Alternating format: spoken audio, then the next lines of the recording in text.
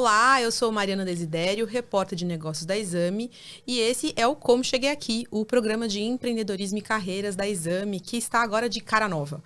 Era um podcast e agora está também no formato videocast. E nesse novo formato, a gente está fazendo em parceria com a Exame Academy, que é o braço de conteúdo e cursos da Exame. E eu tenho aqui comigo o Rodrigo de Godoy, que é VP de Exame Academy. Tudo bem, Rodrigo? Tudo ótimo, obrigado. Muito bom aqui, a gente iniciando mais essa fase de bate-papo com vocês. Para quem não conhece Exame Academy, entra lá, academy.exame.com. É o braço EdTech da Exame, onde tem vários cursos livres, MBAs, enfim. E o objetivo desse nosso bate-papo justamente é termos aqui profissionais que possam contar um pouquinho mais da sua história, da sua trajetória, de como eles chegaram onde estão, né? Justamente para você aí, empreendedor, para você profissional que está querendo justamente ter dicas, insights, né, para direcionar a sua carreira. Legal. E no episódio de hoje, a gente está aqui com o Thiago Carvalho, que é fundador e CEO da Dentes, que é uma rede de franquias odontológicas, né? Prazer estar aqui com você, Prazer Thiago. É meu, obrigado pelo convite, uma Muito oportunidade legal estar aqui. Legal. A Dentes foi fundada em 2018, né, Thiago? Tá aí Sim. com 25 unidades, expectativa de faturar 35 milhões em 2022, muito bacana. E acho que a gente gosta de começar aqui a nossa conversa falando um pouco sobre o início da trajetória, né, dos nossos entrevistados. E você começou a empreender aí, a ensaiar, a empreender bem jovem, né? Lá na adolescência, Sim. com 14 anos. Eu sempre tive muito desejo de ter o meu próprio negócio, de empreender, de começar algo. Sempre admirei aquelas pessoas que conseguem tirar uma ideia da cabeça, tirar uma ideia do papel, começar um negócio e oferecer alguma coisa que faça diferença na vida das pessoas. E aí, logo cedo, eu comecei a ter uma interação com vendas. Nada muito formal no começo, eu precisava juntar dinheiro para fazer algumas coisas, ir no acampamento da igreja, participar de algumas atividades, fazer algumas viagens. E aí eu comecei então a vender algumas coisas, a trabalhar com vendas, um pouquinho de empreendedorismo, já começando com alguns projetos, logo cedo, com 14 para 15 anos. E dali eu descobri que eu gostava muito dessa coisa de vender, de estar lidando com pessoas e de ter um negócio na mão. Mas conta um pouquinho, aí você, então essa veia empreendedora já te acompanha desde muito cedo, né? Mas, vamos lá, de lá para até agora, né? Agora você tá como CEO, fundador da Dentes, mas você não é dentista, né? Não sou dentista, isso é uma coisa interessante. Eu me uni a dois excelentes dentistas logo no início dessa trajetória, Dr. Carlos Alegretti e Dr. Felipe Prandini. E porque quando você entra no negócio, com a gente que é empreendedor, a gente quer dominar o negócio, mas a gente também tem que reconhecer quais são as coisas que nós conseguimos fazer bem, o que a gente tem talento, a gente tem conhecimento e o que a gente não tem se cercar de pessoas melhores que nós para nos completarem. Então foi isso que eu fiz. Mas esse desejo de empreender, ele nasceu nessa época e daí eu comecei a fazer esse trabalho de começar a ganhar um dinheiro por mim mesmo, começar a ter ideias, até ensaiar a investir na bolsa, e entender qual que era o ambiente profissional onde eu me encaixaria melhor. Tanto que eu queria trabalhar muito cedo, eu não necessariamente precisava, eu vim de uma família que meus pais trabalharam muito para nos dar uma condição boa, então eu estudei uma boa escola e sempre tivemos o suficiente, assim. Mas eu tinha um desejo muito grande de trabalhar, e tanto que eu comecei a trabalhar bem cedo, né? Meu primeiro emprego foi de 17 para 18 anos, o primeiro emprego oficial, depois que eu já tinha tido essa experiência de fazer algumas coisas por mim mesmo, né? Então, com 17 para 18 anos, eu entrei no WTC, programa de trainees do WTC aqui de São Paulo, que é inspirado no programa de trainees do WTC, do World Trade Center de Nova York, que são as Torres Gêmeas, enfim, que aconteceu aquela tragédia em 2001, mas a empresa é global e ela continua até hoje sendo uma das principais marcas com torres e prédios corporativos no mundo. Então, ali eu vi uma oportunidade de começar a minha carreira já fazendo negócios, vendas, aprendendo, porque acho que o grande desejo que a gente tem desde cedo é de saber no que a gente é bom. O que eu vou ser quando eu crescer, né? Onde eu vou conseguir me destacar e alcançar os meus sonhos. Então, acho que esse sonho começou ali, mas eu não tinha muita certeza ainda de qual caminho. E você estava cursando alguma universidade nesse período? Eu tinha acabado de começar a faculdade de Direito, e aí um amigo meu, que era praticamente um irmão, ele foi convidado para participar desse processo seletivo do WTC. Ele sabia que eu queria trabalhar muito e ele acabou indo para uma outra empresa. Ele acabou sendo selecionado para uma outra empresa e falou, olha, eu não vou entrar nessa, mas acho que você deveria participar lá do programa, das entrevistas. E aí eu fui. E foi uma experiência super legal, porque era um programa para trainees que já estava na faculdade, eu nem tinha começado as aulas ainda. A gente ia começar o semestre, estava fazendo matrícula, e aí foi naqueles 45 do segundo tempo que eu consegui entrar e ser contratado. E até teve uma história engraçada dessa contratação, porque eles só contratavam quem tinha já 18, 19 anos, e eu estava fazendo 18 anos, né? Então eu tive que só um pouco mais para convencer eles que eles tinham que apostar no moleque, né? Mas conseguiu. Não, consegui, entrei no programa e foi uma experiência que mudou bastante a minha vida. Muito legal. E como que você foi, assim, fez esse processo de trainee e como que foi a trajetória para chegar daí e você começou a faculdade de Direito, daí a abrir um negócio, decidir abrir um negócio no ramo de odontologia que a princípio não tinha nada a ver com essa trajetória. Nada a ver, nunca imaginei que eu ia trabalhar com odontologia. Eu gostava muito do meu dentista quando eu era adolescente, que fez o aparelho dos meus dentes, e eu jamais imaginei que eu teria um negócio nessa área. Mas quando eu comecei no programa de trainees, esse programa é um programa muito legal, porque o objetivo dele é formar jovens executivos que consigam desenvolver a habilidade comercial, de relacionamento, mas também comecem a se inserir nesse ambiente corporativo. Trabalhar em equipe, participar da construção de projetos do zero, enfim. E eu, então, comecei ali, só que é um programa que ele começa com um número grande, 25 jovens, e ele vai caindo até que você vai ter somente um vencedor no final de 6 meses. Então, ele é bem competitivo. Inclusive, a gente brinca que o programa Aprendiz é uma derivação desse programa, porque ele foi criado nos Estados Unidos e aqui no Brasil também. Temos o programa Aprendiz e ele é muito parecido, só que é um programa de 6 meses, enfim. E aí, nesse processo, quando eu comecei, eu logo no primeiro mês fiquei em último lugar nas vendas. E os últimos lugares, o último ou penúltimo, enfim, estavam nos últimos lugares. Os últimos eram cortados.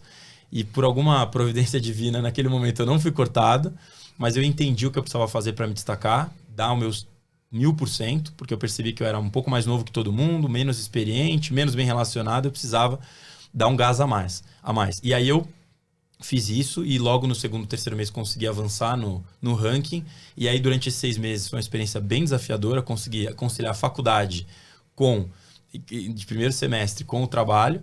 Trabalhava 12, 15, 16 horas por dia. Mas aí no final desses 6 meses eu consegui vencer essa etapa, ser o vencedor lá da campanha de trainees do WTC. Eu não estou contando isso com nenhum orgulho, tá? É mais para compartilhar que ali eu descobri que nós somos capazes, cada um de nós, né? E o pessoal que está nos assistindo principalmente, quando a gente quer fazer alguma coisa, se a gente se propõe e coloca o nosso verdadeiro melhor, a gente consegue. Independente da gente estar numa condição... se a gente teve a oportunidade de estar ali e a gente der o nosso melhor, a gente consegue ter esse destaque. E você começou muito novo, né? Como você está trazendo, 17 para 18 anos, então também tem a questão, o peso da maturidade, né? Sim. Você chega muito cru, poucas vivências. Se você pudesse destacar, né, dessa experiência sua de trainee lá no WTC, quais foram as habilidades, as competências ou os conhecimentos que você hoje, né, identifica como, foi ali que foi o início, né, da sua percepção de que aquilo seria importante para a sua carreira, para o seu desenvolvimento profissional? Legal. Você sabe que a gente nunca acha que é imaturo até o tempo passar e olhar para trás e falar, nossa, eu teria feito tanta coisa diferente. Então, quando eu olho para trás hoje, até hoje eu aprendo coisas que eu vi que eu poderia ter feito melhor, mas naquela época foi uma época de descobrimento muito grande. Uma das coisas que eu percebi, Rodrigo, que a gente precisa fazer logo de cara é acreditar em nós mesmos, né? Que eu estava falando. De você ter a capacidade de olhar e falar assim, não importa o que as outras pessoas vão dizer. Então, eu era o mais novo da turma, eu não tinha carro, não tinha CNH, então para fazer as reuniões, para visitar clientes, eu precisava me virar nos 30. Mas você precisa transformar primeiro as dificuldades em oportunidades e acho que essa é a primeira coisa. A segunda, eu precisei muito aprender a trabalhar em equipe, a entender que as outras pessoas têm talentos, têm qualidades, têm potencial e que me unindo a elas, eu conseguiria, eu e elas, irem mais longe, né? Então, a gente era um programa onde você tinha uma competição, mas que eu percebi que eu não precisava competir com todo mundo. Eu podia ter as minhas alianças e podia trabalhar em equipe para que a gente conseguisse todo mundo ser o melhor e eu conseguisse destacar naquilo que eu era bom. Mas eu confesso que esse processo de você se enxergar da forma como você deve se valorizar não é fácil. A gente sempre olha os outros e fala, puxa, ele tem aquele talento, ela tem aquele talento, mas a gente tem que acreditar em nós mesmos e ir aprendendo esses princípios. E outra coisa, a gente carrega só um nome. Então, eu lembro do meu pai uma vez falar para mim, você carrega o nosso nome, não se esqueça disso. Então, você, desde o começo da sua carreira, se pautar por valores. Isso foi uma coisa que eu aprendi muito no WTC, porque quando você está vendendo e trabalhando com muitas pessoas, muitas oportunidades de trabalhar da forma errada aparecem. E aí você tem que decidir que tipo de profissional, que tipo de pessoa você deve ser. Então, assim, se eu fosse dar uma dica ou se eu fosse falar dos aprendizados que eu tive, logo no começo foram esses, né? E foi uma experiência muito interessante. Mas isso foi só o começo, né, da sua história. Depois dela, o que veio? Sim, e aí, depois de 6 meses, se você vencesse a campanha de trainees, você conseguia estar num posto de liderar os próximos trainees que iam chegar. Então, você viraria mentor de trainees? Isso. Você vira o líder da equipe que vai treinar. Ainda que fosse com outro nome naquela época, possivelmente. Exatamente. Né? E aí a ideia é você ajudar essa equipe a se desenvolver e fazer o seu sucessor, fazer aquele que vai ser o vencedor. E o que de fato aconteceu, que foi muito, muito bacana, porque a gente conduz um novo programa. Eu era líder de um grupo, aí tinha um vice-líder da minha campanha que era líder de outro, e a gente teve uma competição, mas saíram vários excelentes profissionais de lá. E aí eu concluí essa etapa, e aí eu tinha que fazer uma escolha importante, de deixar tudo isso que estava começando a engrenar, faculdade, trabalho, negócio, estava começando a ganhar dinheiro, a me projetar, a entender o que eu queria fazer de carreira profissional, para ser um missionário. Porque eu fui criado numa crença, uma igreja, a Igreja de Jesus Cristo dos Santos dos Últimos Dias, onde a gente, com 19 anos, para tudo na nossa vida, é uma opção, é voluntário, mas era o que eu estava sendo ensinado a fazer, o que eu acreditava, para ser missionário por 2 anos em qualquer lugar do mundo que você for escolhido para ir. E quando você vai para uma missão, é uma missão voluntária, mas ela é extremamente organizada e tem um trabalho de disciplina muito importante. Você tem horário para acordar, horário para ensinar, para estudar, para trabalhar, para comer, para dormir. Então é bem militar, é bem organizado. E tem todo um planejamento que acontece e você passa 2 anos full time, deixa os estudos, namorado, qualquer coisa para trás para você se dedicar a isso. Então eu, no auge do WTC, tinha sido vencedor, depois tinha feito essa campanha de 6 meses, foi minha primeira experiência de liderança, que foi muito importante, porque daí quando você começa a liderar pessoas, você começa a entender como que deve ser o seu impacto profissionalmente, eu corto essa experiência para poder servir missão por 2 anos. E aí eu fui chamado pela minha igreja para servir no Ceará, lá no estado do Ceará, né? Desde a capital Fortaleza até o interior do Ceará, Juazeiro do Norte, Barbalha, enfim. Então eu saio do WTC e vou ser missionário por 2 anos, que foi uma das experiências mais importantes da minha vida. E conta pra gente um pouquinho como que essa experiência te marcou, assim, o que ela deixou de legado para você e que habilidades, que competências que você desenvolveu lá e que você traz até hoje? Legal, Maria. Quando eu fui pra missão, você sai da realidade de São Paulo, trabalhando de terno e gravata, aqui na Berrini, JK, Faria Lima, e eu fui, enfim, colocado dentro do Ceará, numa experiência longe da família, longe daquele conforto do lar, morando em lugares extremamente simples, dividindo sempre, você sempre anda em duplas de companheiros, o tempo com um companheiro estrangeiro ou brasileiro, mas com uma cultura, um background totalmente diferente do seu, né? E aí, eu então, nessa experiência, aprendo a conviver com pessoas diferentes e, mais importante, a ter uma rotina de disciplina.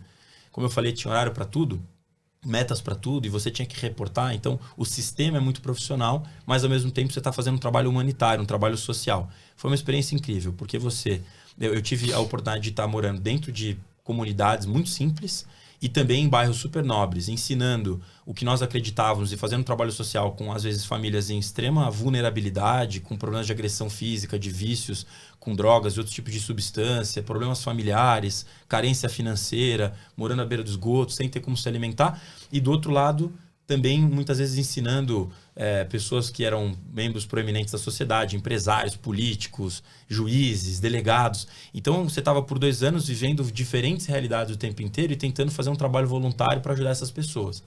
Ao mesmo tempo que você tem 200 missionários lá, todos são voluntários, de todas as partes do mundo. E todo mundo está ali por 2 anos, longe da sua família. Então eu brinco, você está trabalhando, dá um horário, você vai para casa, desliga as coisas e vai tocar sua vida. Na missão, o trabalho é 24 horas por dia, 7 dias por semana. E o aprendizado, né? É um aprendizado muito grande. E isso me abriu um olhar para as carências que a gente tem no nosso país, porque o Nordeste e o Ceará, um lugar maravilhoso, de pessoas maravilhosas, mas tem muitas carências ainda em infraestrutura, em serviços, e me fez ter um desejo muito grande de empreender e criar alguma coisa que fizesse impacto. Isso já nasceu ali, o meu sonho de empreender de pequeno começou a tomar forma, e ao mesmo tempo, trabalhando com muita gente, eu comecei a aprender como eu precisava me desenvolver, me polir para ser um bom companheiro, um bom líder, um bom gestor, uma pessoa ensinável, que pudesse ter capacidade de aprender e desenvolver o que estava sendo proposto ali para eu fazer. Então foram 2 anos bem intensos, passei por vários lugares do Ceará, várias experiências, e isso moldou o meu caráter e a forma como eu enxergo o mundo para sempre. E aí, completo esses 2 anos. Sou muito grato às pessoas com quem eu trabalhei lá, com quem eu estive no Ceará. E aí eu volto para São Paulo e volto de novo para o WTC para completar a missão que eu tinha deixado para trás. Você conseguiu pausar e voltar de onde parou no WTC? Sim, então eu cheguei da missão, sei lá, numa terça-feira. Na quarta-feira, primeira hora do dia, eu estava lá para uma entrevista com o presidente da empresa e no dia seguinte eu tinha começado a trabalhar. Eu saí para a missão com um dia de diferença. Eu deixei o trabalho no dia seguinte, eu peguei o avião. Eu entrei aqui em São Paulo no centro de treinamento, depois fui para o Ceará e depois, um dia depois, eu voltei para o WTC. Não teve nenhum intervalo ali. E a faculdade, você estava cursando Direito? Você trancou? Tranquei. E quando eu voltei, essa visão que a missão me deu fez perceber que eu adorava o direito, eu ainda gosto muito de trabalhar com contratos, com o jurídico, mas eu queria trabalhar com algo que me ajudasse a desenvolver minha capacidade de vender, de me comunicar com as pessoas, de entender por que as pessoas compram A ou não B, comportamento de compra, de consumo. E aí eu percebi que marketing era a área que mais se adequava ao que eu estava buscando. Então eu saio de direito, troco de curso e vou para marketing, aproveitei um pouco alguma coisa que eu tinha feito de direito, e aí eu estudo e me formo em marketing alguns anos depois. Você é formado em marketing. Eu sou formado em marketing. E nessa sua experiência acadêmica, né? Que você disse que você tinha essa... Primeiro que você tinha essa busca por ser um líder melhor, por ser alguém que pudesse construir junto com outras pessoas, né? E aí também trouxe aí que você tinha esse desejo já mais acadêmico de entender mais de venda, de mercado, de posicionamento de marca. Qual foi o próximo passo? WTC, marketing, e aí qual foi o próximo passo na sua carreira? Eu fiquei um ano e pouco a mais no WTC, 1 ano e meio no WTC depois que eu voltei da missão. Foi um período super legal, porque daí eu desenvolvi outras equipes, projetos maiores, a gente fez outras coisas muito legais lá. Mas eu percebi que aquele ciclo tinha terminado para mim, que eu queria explorar outras potencialidades minhas e outras competências. E aí eu saio do WTC e eu comecei a buscar o mercado de consultorias. Eu percebia que dentro de consultorias, seja em RH, em marketing ou em algum tipo de serviço essencial para as empresas, você trabalha com uma gama de empresas muito diferentes e consegue entender um pouco de cada uma delas. Então, durante um período ali de 2012 até 2015, foram 3 anos e meio, eu acabei mergulhando nesse mundo de consultorias. Eu me associei a uma consultoria de RH, onde eu entendi um pouco como era o ambiente de contratação de pessoas, numa posição onde eu tinha que ajudar tanto a desenvolver a área comercial, quanto também a trazer profissionais e ajudar as empresas, grandes empresas brasileiras a colocar altos executivos, diretor de vendas, diretor de finanças, presidente de empresa. E nesse processo eu vou para uma consultoria de gestão, onde eu começo a trabalhar então com empresas que precisam ser transformadas. E aí foi uma coisa bem interessante, porque eu tive a oportunidade de ver como as empresas desenham a sua estratégia e como elas aplicam esses princípios, né, na prática para fazer a performance delas melhorar. Então eu faço isso por um período de 3 anos e meio, até que eu vou para a Euromonitor. A Euromonitor é uma empresa global de inteligência e pesquisa de mercado. Então hoje, qualquer grande empresa, né, que está posicionada no mercado, não sei se posso falar o nome de empresas aqui. Pode ficar. Mas de uma Nestlé, uma Unilever, a Natura, o Boticário, enfim. Essas empresas todas, elas precisam entender como está sendo a performance delas. E não é tão simples você saber quanto você vendeu lá na ponta, qual é o tamanho do seu mercado, quem são seus concorrentes, qual é o share de mercado que você tem. Então a Euromonitor é uma empresa que ela provê dados para que essas empresas saibam quais são as suas posições dos seus concorrentes. E isso é usado em projetos de consultoria para daí decidir se vou lançar uma nova linha de produtos, em qual canal de vendas eu trabalho. E aí foi uma das experiências mais interessantes, porque eu tinha 25 anos de idade, eu venho assumir um papel de liderança na Euromonitor para o Brasil e para a América Latina. E esse papel que eu desenvolvi me fez poder falar de sabão em pó de manhã aqui próximo, de tarde está falando de perfume e no fim do dia falando de miojo. Né, com grandes empresas para entender a estratégia que eles tinham e quais tipos de estratégias eles adotariam para aumentar o seu volume de vendas ou mudar um pouco a categoria que eles estavam trabalhando. Então, isso me permitiu aprender muito com os clientes, mas também oferecer muita consultoria, oferecer muito serviço de inteligência, de pesquisa, de dados. E me ajudou a ter um olhar mais, talvez, apurado para oportunidades e aprender com quem estava realmente se destacando. A gente fez um estudo muito interessante para uma grande empresa para entender qual era o tamanho do e-commerce dos principais categorias do Brasil. Quanto que vende de celular pela internet, quanto vende de computador, porque a gente pensa assim, né? Hoje, quantos computadores vendem online? Quantos celulares vendem? A gente sabe que é muito, mas não sabe quanto, né? Qual marca vende mais? O leigo, né? Então, uma grande empresa cliente nossa decidiu estudar isso e a gente se aprofundou nesse mercado. Então, isso faz com que você crie um olhar para entender os players que têm relevância, os que não têm. Então, foi uma oportunidade muito boa. A gente, como empresa Euromonitor, acabou crescendo exponencialmente. Foi o escritório que mais cresceu no mundo por alguns anos. Acho que até hoje a equipe que está lá é fantástica. E a gente começou esse trabalho, então, de desenvolver a Euromonitor no Brasil e na América Latina e trabalhar em parceria com esses grandes clientes. Isso a gente está falando de que ano? 2015 a 2018. Você ficou na Euromonitor até 2018. Isso. E aí, 2018 foi onde teve aí a grande virada, né, de carreira. Ao longo desse período, uma coisa que eu não comentei, mas eu fui empreendendo paralelamente. Então, eu via oportunidades que alguns amigos estavam investindo, algumas pessoas estavam explorando. Então, sempre que eu tinha um recurso, eu fazia esse tipo de investimento em outras pessoas, né? Algumas coisas deram muito errado e poucas coisas deram certo. Eu também, nesse período que eu contei e abreviei aqui, eu também tive a oportunidade de participar de algumas transações de fusões e aquisições, né? Mais até de compra. Então, nesse período de consultoria, foram poucos negócios que eu consegui participar, mas dando uma consultoria, ajudando outras empresas a se conectarem, isso também me ajudou a ter uma visão de uma empresa adquirindo a outra. E isso me deu um pouco de recurso financeiro para poder alavancar o projeto que eu queria, que eu tinha um sonho que era Dentes. E aí eu acho que é uma coisa interessante de compartilhar. Eu contei da Euromonitor, mas quando eu aceitei o desafio de entrar para a Euromonitor e ajudar nesse processo, eu estava muito desejoso já de empreender, de montar o meu próprio negócio, tirar todos aqueles sonhos, aquelas ideias que vinham comigo há anos do papel. Mas eu percebi que eu ainda não estava totalmente preparado, que eu precisava ter uma exposição a outras coisas, eu precisava me amadurecer mais profissionalmente em algumas características que eu sentia que eu podia ser melhor. E também eu não queria empreender sem antes ter muita validação, sem ter muita certeza. Então eu não sabia que ia ser odontologia, como a gente comentou no começo, mas eu queria que fosse em saúde ou educação. Ah, então você já tinha ali uma ideia. Norte. E eu acho que isso para o empreendedor é muito importante, saber o que é identificação para mim. Eu queria trabalhar com algo que eu ganhasse dinheiro, que eu crescesse, que eu desse conforto e segurança para minha família, que eu gerasse muitos empregos, mas que ao mesmo tempo que eu fizesse tudo isso que era bom, eu também estivesse transformando a vida de pessoas. E na minha experiência da missão, eu percebi que tem duas coisas no Brasil que nos próximos 100 anos você vai ter oportunidade. Saúde, educação.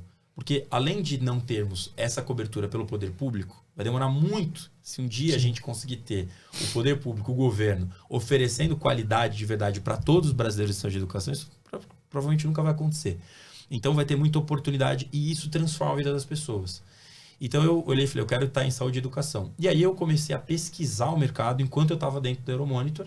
Eu mesmo aprendi lá, eu não tinha muitos dados ali que eu podia aproveitar e nem era a questão propícia, ali eu estava fazendo meu trabalho. Mas eu aprendi o skill, a habilidade de pesquisar, de ir atrás de informação, de ir atrás de dados, para construir um cenário onde eu pudesse fazer uma análise mais completa e decidir, vou por esse caminho ou vou pelo outro.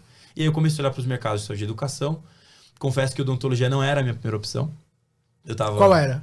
Eu queria ir para o setor hospitalar. Eu ainda acredito nesse conceito, que é de criar um centro médico hospitalar onde você tem todos os serviços ao mesmo tempo. Porque você vai no médico, ele pede uma bateria de exames, você vai fazer os exames, aí você volta, ou seja, passa 60 dias para você começar a entender o que está acontecendo com você. E eu acreditava que dava para fazer tudo num lugar só. Ainda acredito. Mas quando eu estava pesquisando no mercado, eu percebi que na odontologia existia mais oportunidade, mais carência do que no setor médico hospitalar.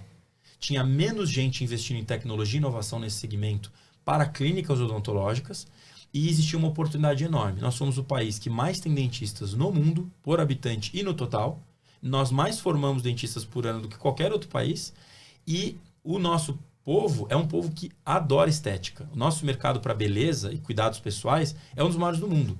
A gente só não é maior porque a gente tem a moeda do real que perde muito frente ao dólar. Mas a gente já foi o terceiro maior mercado consumidor de beleza e se não fosse a questão do câmbio, a gente ainda seria. Então ali o brasileiro tem uma preocupação com a estética. E a odontologia tem esse lado de mudar o sorriso, de mudar a autoestima. Quando eu comecei a pesquisar esse mercado, vi a oportunidade que tinha nele, vi que tinha um gap de tecnologia, de atendimento de qualidade, de acessibilidade financeira. E que também os dentistas se formam. E eles são formados para serem excelentes profissionais tecnicamente, mas não tem muito conhecimento em gestão, em finanças, em marketing. Eu falei, peraí, dá para eu juntar esse conhecimento, desenvolver método, desenvolver todo um trabalho para acoplar isso e fazer uma clínica odontológica diferente para o paciente e para o dentista. E gerar, lógico, transformação para as pessoas, tendo rentabilidade para quem vai investir. E também pesquisei o mercado de franquias. Aí me uni com o Dr. Felipe e o Dr. Carlos, e eles já tinham 20 anos de história nesse mercado, mais na parte de negócios, fornecedores, na parte acadêmica, como diretor de uma grande universidade, e o outro com clínica mesmo, na prática ali, atendendo pacientes, tendo negócios em vários lugares de São Paulo. E aí a gente se uniu e fundamos a Dentes com um conceito diferente de odontologia e principalmente de gestão empresarial, trazendo isso que eu falei, né? E aí a gente tinha que tirar o sonho, eu tinha que tirar o sonho do papel e ir para a prática. E agora contando, né, parece tudo muito bacana, muito próspero, mas é muito desafiador, porque você conseguir analisar as coisas, pesquisar, chegar a informações que sejam relevantes e transformar isso no negócio é bem desafiador. Não, sem dúvida. Muito legal. Hoje são 25, né?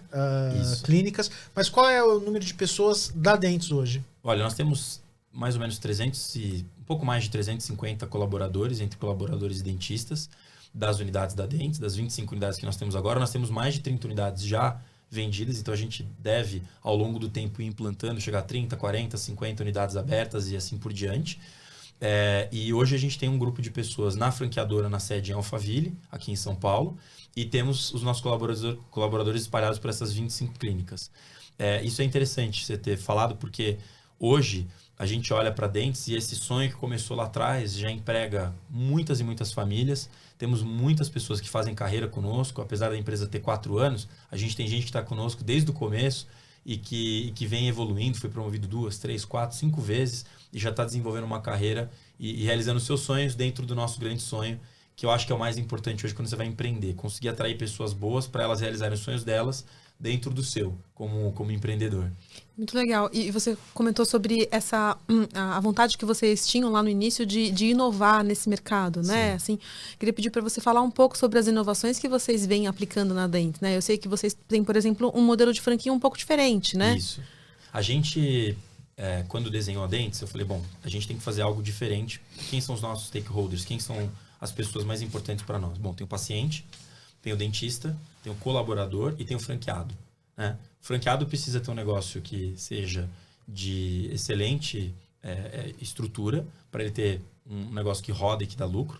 A gente precisa do dentista que tem um bom ambiente para ele trabalhar e desenvolver o seu trabalho tecnicamente. O colaborador tem um plano de carreira para ele ser importante nesse processo e depois tudo isso se transforma em valor lá para o cliente final. Então a gente percebeu o seguinte, nessas vertentes, o que a gente pode oferecer? Primeiro para o franqueado que vai montar um negócio.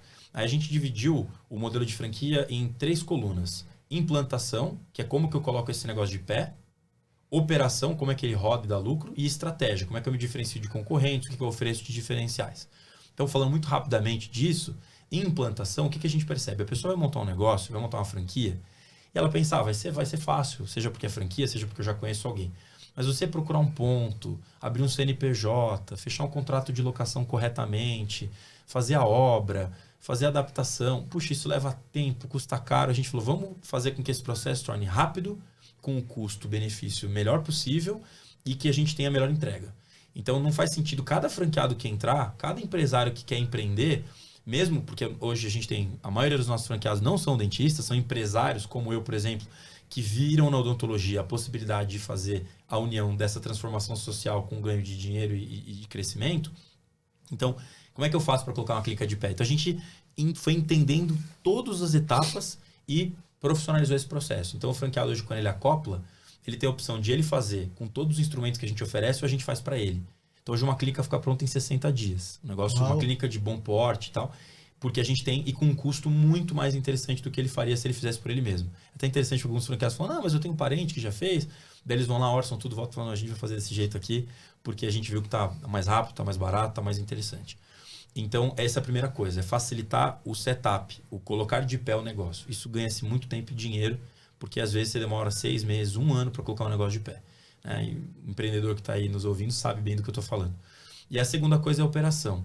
É como a gente fazer que a empresa tenha métodos, processos, vendas, pessoas, enfim, para que esse negócio consiga performar a contento, mesmo num tempo como o nosso da pandemia. E aí, por último, a estratégia. que é como que a gente se diferencia. Aí você perguntou quais são os diferenciais, e aí falando dos diferenciais, por exemplo, para o paciente. Nós colocamos tecnologia no processo. Então, tudo é feito digital. Nossa clínica não tem papel, não tem arquivo. A gente não tem armário com um monte de papel. Tudo é digital. Né? Para o paciente, seja ele um paciente mais simples, seja um paciente que já tem uma experiência maior com o uso de celular, enfim, tecnologia.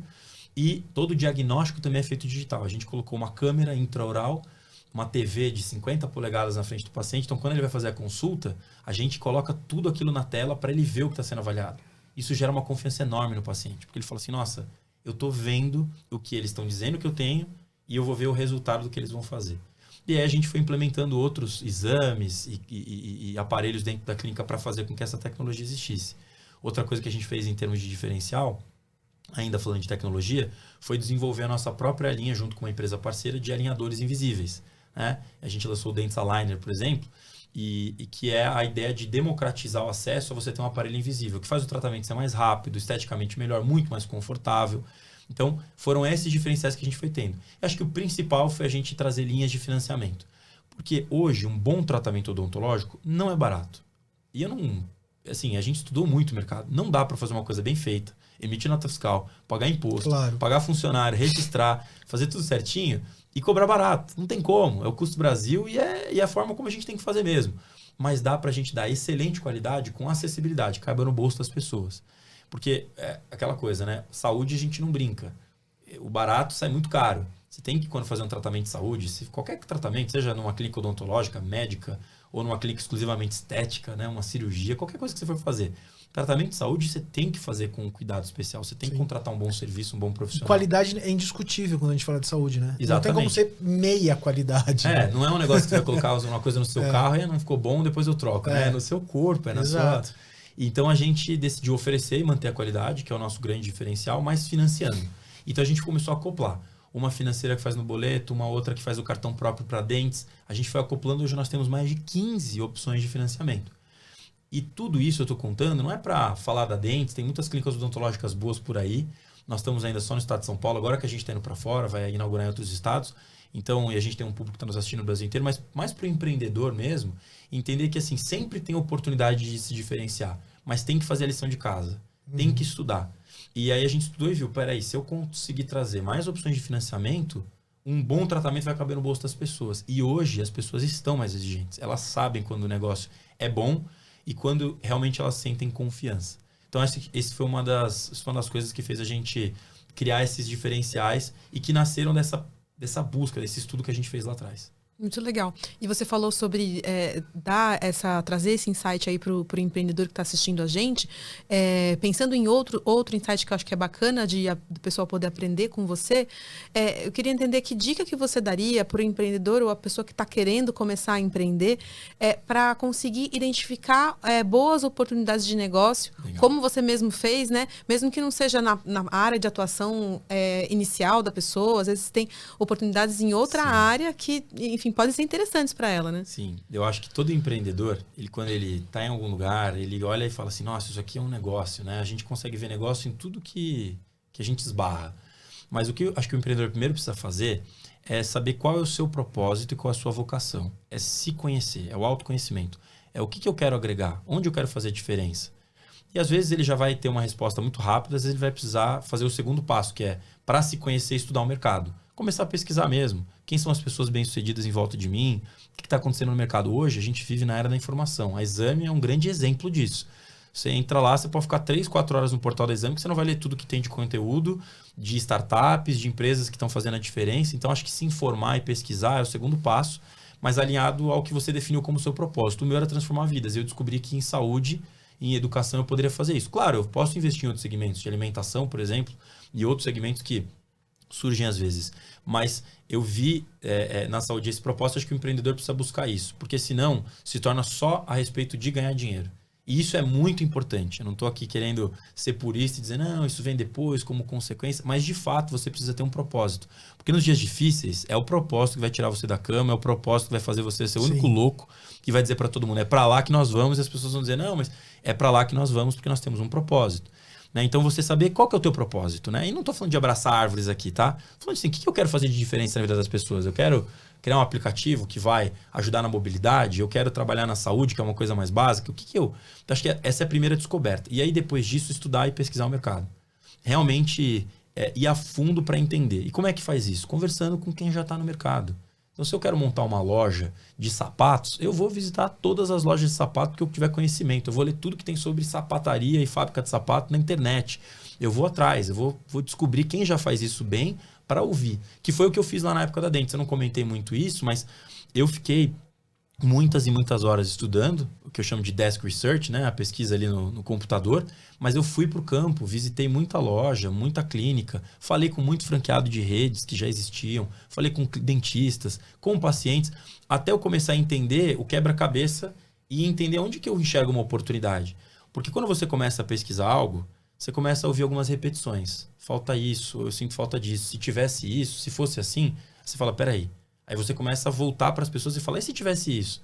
E começa então a testar as ideias e fala, peraí, eu tenho uma tese aqui. Acho que a primeira coisa, eu falei várias primeiras coisas, né? A primeira coisa é se conhecer, a segunda é pesquisar, fazer esse estudo profundo seu e do mercado.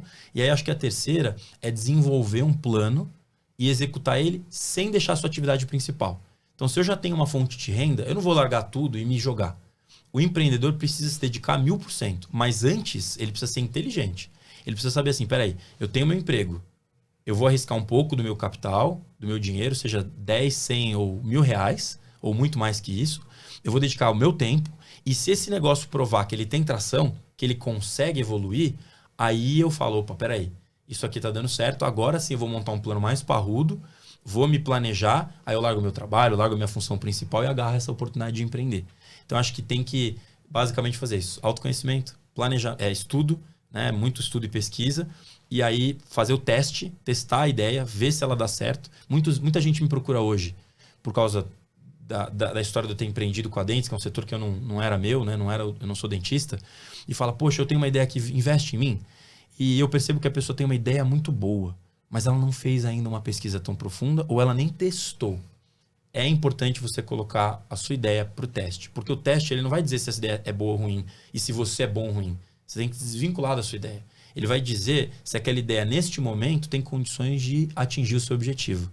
Então, esse é o teste. É a própria vida real, o próprio mercado vai te dizer. Sim. Eu acho que essa é a etapa. Aí, dando certo, aí sim, está na hora de você começar a buscar planejar, montar um bom plano de negócios e ir atrás de gente que acredite nos seus sonhos se você não tiver o dinheiro para fazer sozinho. E além disso, né, além desses 3 pontos, dessas 3 dicas, você teria aí alguma indicação de leitura, de site, de...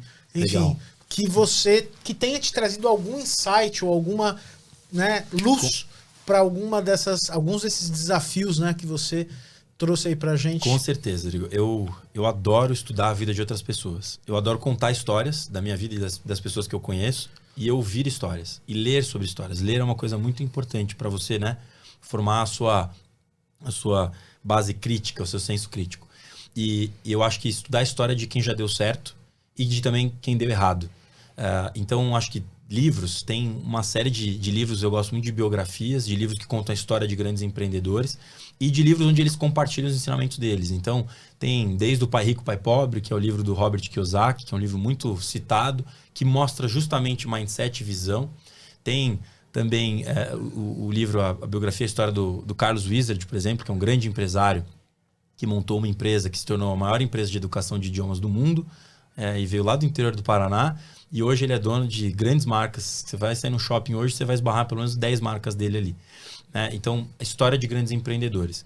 E, inclusive, séries do Netflix. O Netflix conta a história do Michael Jordan, acho que é o Arremesso Final. Sim. Que não é um empreendedor na visão das pessoas, porque ele não era um empresário, mas é uma história de empreendedorismo esportivo, ali como jogador. Acho a história brilhante dele. Tem também a história... Alguns documentários do Netflix, algumas séries... Né? Tem várias, né? Mas tem uma que eu me lembro bem, que é daquela americana, Madam C.J. Walker, que é uma moça que ela tem que vencer uma série de barreiras sociais, ela tem o cabelo bem crespo, ela desenvolve um produto, enfim, é uma história fantástica, que eu acho que ajudam você a olhar como essas pessoas chegaram lá e o que elas fizeram. E adoro ver podcast também. Esse aqui, por exemplo, tanto quando era em áudio e o outro que vocês tinham, Ninguém te conta? O que ninguém te conta. Eu já vi algumas edições. Enfim, esse tipo de conteúdo é super legal. Porque daí você começa a aprender com quem já viveu e errou muito. Eu tô contando aqui a minha trajetória, não vai dar tempo, mas eu errei muito mais do que eu acertei. Mas o importante é você... Sim. E tenho errado ainda. Mas o importante é você aprender com esses erros e prosseguir. Então, acho que de livros eu diria esses. Um livro também que é muito bacana do Dale Carnegie é o Como Influenciar as Pessoas, Como Fazer Amizades, Influenciar as Pessoas. Tem muitos livros bons. Ficaram várias dicas aí. Você que está acho que eu nos falei vendo, demais nos aqui, ouvindo, né, pessoal? ficou com uma lista bem completa para poder aí avançar e assistir. Eu falei pra caramba. A lição de né? casa tá dada já. Vocês me deixaram muita vontade, eu me empolgo. Mas o importante é isso. Legal. E pra gente ir encerrando, Thiago, você comentou sobre os erros, né, que você já cometeu e que acho que todas as pessoas cometem. Queria pedir para você falar qual conselho você daria pro Thiago lá do início da carreira e que devia estar com mais incertezas do que... Com certeza. Olha, eu falei logo no começo sobre acreditar em você. Eu acho que a gente tem na vida que ter muito claro que nós estamos aqui por um propósito e que nós temos vários dons e talentos que estão dentro de nós. Então, a primeira coisa que eu falaria, cara, acredita em você. Não deixa nada segurar você, não se importa muito com o que as outras pessoas que falarem para você, não vai por ali, você sonha muito alto, vai na sua, né? Acredita no teu potencial. Acho que essa é a primeira coisa que as pessoas precisam ter. A gente precisa ter muito mais autoconfiança hoje, né? A gente vive num mundo de ansiedade, depressão. Eu falaria muito disso. E acho que a segunda coisa é não desistir. Pode parecer clichê, mas eu acho que além de você fazer as coisas bem feitas, se esforçar, estudar, muita coisa que a gente falou aqui é não desistir. Porque não existe alternativa para quem quer vencer. Você precisa continuar tentando. Só que o segredo é você saber mudar o rumo sem desistir dos seus sonhos quando você estiver errado. Porque você ficar persistindo no erro também não é inteligente, né? Mas você não desistir dos seus sonhos por causa das provações que você vai ter. É muito mais difícil. Empreender é muito mais difícil do que parece. São muitas noites sem sono, são muitas decepções no meio do caminho, decepções consigo mesmos, mas é você continuar acreditando e não desistir. Sei que é filosófico, mas é isso que eu aplico e é isso que eu falaria pro Thiago lá de trás. Falei, cara, vai que no final essa conta vai fechar. Confia. É isso mesmo. Thiago, muito legal. Queria te agradecer demais aqui pelo bate-papo. Muito legal, os insights da sua trajetória, as transições de carreira, né? Às vezes, quando a gente pensa em carreira, a gente acha que a gente tem que decidir quando tem 17 anos o que vai fazer pro resto da vida.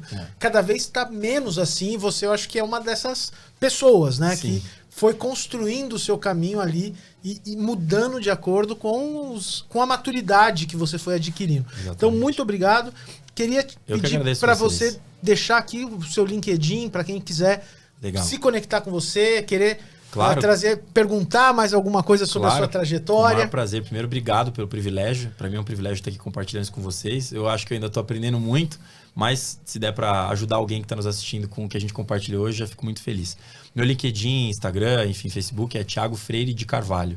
Meu nome completo. Então é fácil de me encontrar e quem, enfim, quiser conversar, trocar uma ideia, quiser alguma oportunidade, a gente tem vagas o tempo inteiro na empresa, pra gente boa, ótimo, sempre isso tem é uma importante. vaga. E então as portas estão realmente pra abertas. Quem quiser manter contato, então, tá aí. Muito obrigado mais obrigado uma vez. Vocês, Mariana, obrigado pela companhia.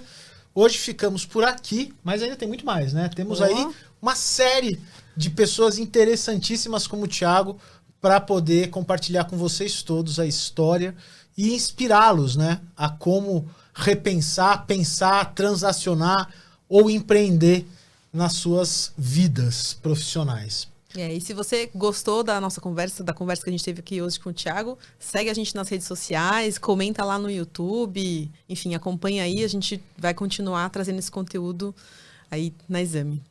Muito obrigado e até lá.